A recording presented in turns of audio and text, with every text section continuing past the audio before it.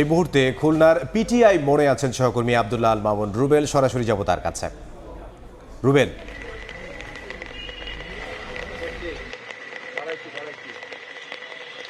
সকাল থেকে টানা বৃষ্টিতে খুলনা মহানগরের অধিকাংশ এলাকায় যে জলাবদ্ধতা সৃষ্টি হয়েছিল, কিছু কিছু এলাকায় পানি নামতে শুরু করলেও অনেক এলাকায় কিন্তু এখনো পানির নিচে তলিয়ে রয়েছে। বিশেষ করে কিছু কিছু নিচু এলাকা, যেসব এলাকায় কিন্তু এখনো একই রকম পরিমাণ পানি রয়েছে এবং এখানকার যারা সাধারণ মানুষ রয়েছেন তারা কিন্তু ভোগান্তিতে রয়েছেন।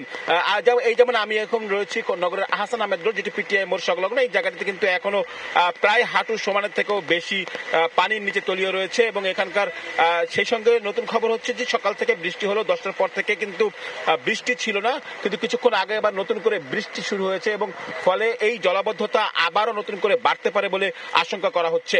আমরা যদি একটু তথ্যের জায়গা থেকে বলি, সকাল থেকে 2 ঘন্টা বৃষ্টিতে নগরীর রয়্যাল মোড়, টুটপাড়া, সোনাডাঙ্গা সহ বেশ কিছু এলাকা পানির নিচে একেবারে তলিয়ে যায় এবং বেশি পানি যেসব জায়গা আছে সেসব জায়গায় কিন্তু যানবাহন বিকল হয়ে রয়েছে। আমরা পিটিআই মোড়ে দেখতে পাচ্ছি একটি অ্যাম্বুলেন্স, সেটি কিন্তু বিকল হয়ে গিয়েছে এবং এখানকার যারা সাধারণ মানুষ তারা কিন্তু চেষ্টা করে সেই অ্যাম্বুলেন্সটি পানি থেকে আসলে উপরে নেওয়ার চেষ্টা করছেন। এই একই রকম সমস্যা কিন্তু আমরা রয়্যাল মোড়ে দেখেছি, ডাকবাংলা মোড়ে দেখেছি, বাস্তুহারা এলাকায় দেখেছি।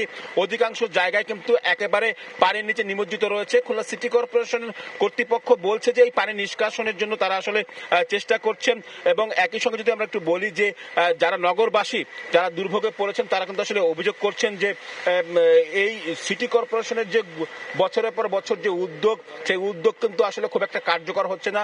আর ড্রেনেজ ব্যবস্থা যেটি রয়েছে খুলনা শহর থেকে পানি নিষ্কাশনের যে ব্যবস্থা, সেই ব্যবস্থা কিন্তু এখান থেকে আসলে সেই পানি নিষ্কাশনের ব্যবস্থা ঠিকভাবে নেই বলে আসলে নগরবাসী অভিযোগ করছেন। একটি বলে রাখি যে গত প্রায় 5 বছরে খুলনা সিটি কর্পোরেশনের 2টি এই ড্রেনেজ ব্যবস্থা প্রকল্প বাস্তবায়ন করেছে, যেখানে প্রায় 1,500 কোটি টাকা খরচ হয়েছে।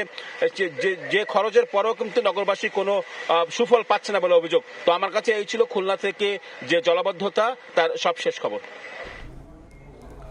খুলনা থেকে আব্দুল্লাহ আল মামুন রুবেল।